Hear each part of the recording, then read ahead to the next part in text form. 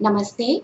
यह वीडियो माननीय सर्वोच्च न्यायालय के दिनांक 4 नवंबर 22 के आदेश के आधार पर उच्च पेंशन प्राप्त करने के लिए ईपीएस 95 योजना की जानकारी देने के लिए है। ईपीएस की शुरुआत 1995 में संगठित क्षेत्र के कर्मचारियों की मदद करने के लिए मुख्य उद्देश्य की गई थी। ईपीएफ योजना के लिए पात्र सभी कर्मचारी ईपीएस के लिए भी पात्र है। कर्मचारी और नियोक्ता दोनों कर्मचारी के मूल वेतन और महंगाई भत्ते का 12% ईपीएफ में योगदान करते हैं। कर्मचारी का पूरा हिस्सा पीएफ खाते में जाता है तो जो आरसीएफ पीएफ ट्रस्ट के पास होता है।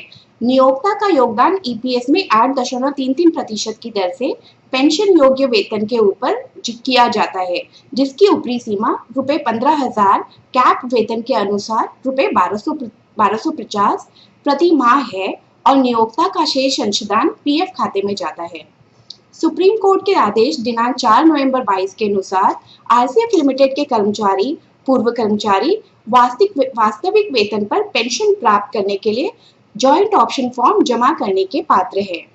इस संबंध में आरसीएफ ने ईपीएस सदस्यों के लिए विकल्प मांगने के लिए दिनांक 31/1/23 को परिपत्र जारी किया है, जो वास्तविक उच्च वेतन पर योगदान करने और ईपीएफओ को विधिवत भरे हुए जॉइंट ऑप्शन फॉर्म का जमा करने में रुचि रखते हैं।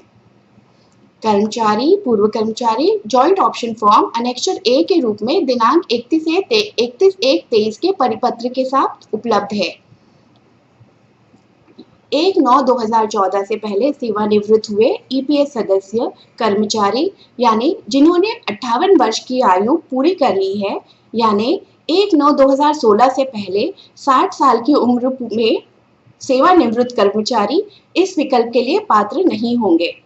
सभी ऑन रोल कर्मचारी जो ईपीएस 95 योजना के सदस्य हैं, उच्च पेंशन के लिए फॉर्म भरने के लिए पात्र हैं।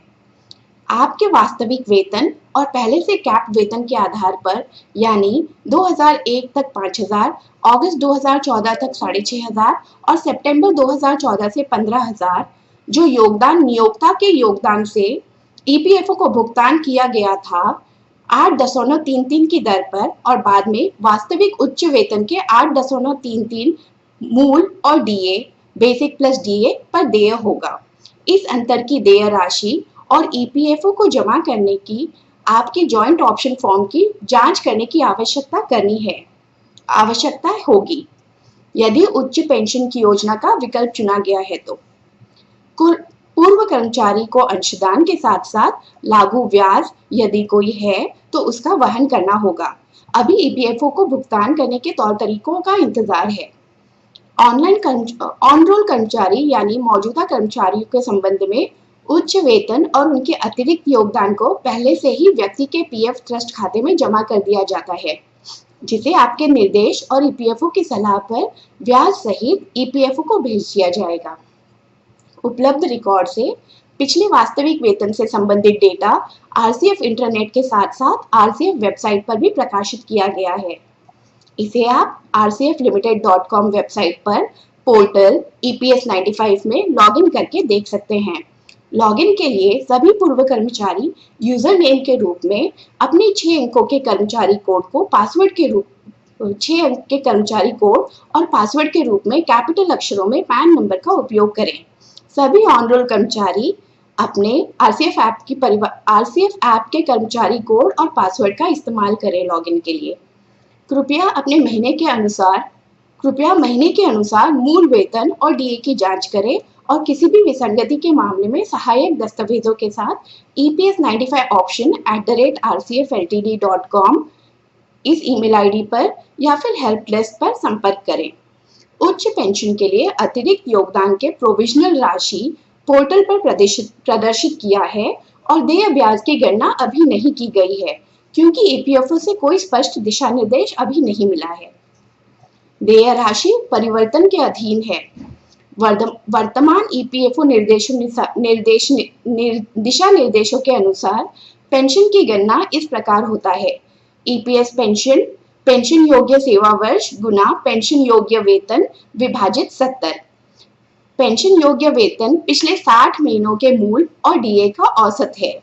सेवानिवृत्त कर्मचारी के लिए पेंशन योग्य वेतन की गणना 54 वर्ष से 58 वर्ष की आयु के बीच की जाएगी। जो 60 महीने का एवरेज है। उदाहरण, जो 31 अगस्त 2018 को सेवानिवृत्त हुए हैं और उनके लिए और उनका औसत बेसिक प्लस डीए की गणना 1 अगस्त 2013 से 31 अगस्त 2018 तक की जाएगी। दिशा निर्देशों के अनुसार न्यूनतम पेंशन योग्य सेवा 10 वर्ष और अधिकतम 35 वर्ष है। पेंशन योग्य सेवा की गणना 16 नवंबर 1995 से की जाएगी। उदाहरण के लिए, यदि 5 वर्षों के लिए औसतन वेतन रुपए 1 लाख और पेंशन योग्य सेवा 25 वर्ष है, तो आपका महीने का पेंशन 1 लाख गुना 25 भागा 70 होगा, जो कि 35,700 रुपए प्रति माह बनेगा। इसी तरह आपको पेंशन राशि की गणना करने की सलाह दी जाती है। ईपीएस के सभी कर्मचारी सदस्य जो ईपीएस 95 के तहत पेंशन फंड के लिए वास्तविक वेतन पर योगदान करने से इच्छुक है, उनसे अनुरोध है कि वे 8 फरवरी 2023 से पहले ट्रॉम्बे या थल में एचआर विभाग को 3 प्रतियों में विधिवत भरा हुआ जॉइंट ऑप्शन फॉर्म जमा करें। जॉइंट ऑप्शन फॉर्म नियमों के अनुसार ईपीएफओ द्वारा स्वीकृति के अधीन है। किसी भी प्रकार की संचार न प्राप्ति होने पर उच्च पेंशन के विकल्प का प्रयोग न करने के रूप में माना जाएगा और आरसीएफ किसी भी परिणाम के लिए जिम्मेदार नहीं होगा।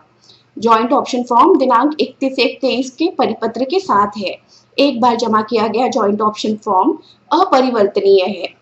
जॉइंट ऑप्शन फॉर्म की मूल प्रति के साथ ऑनलाइन विकल्प फॉर्म जमा करने का भी अनुरोध किया जाता है आपसे।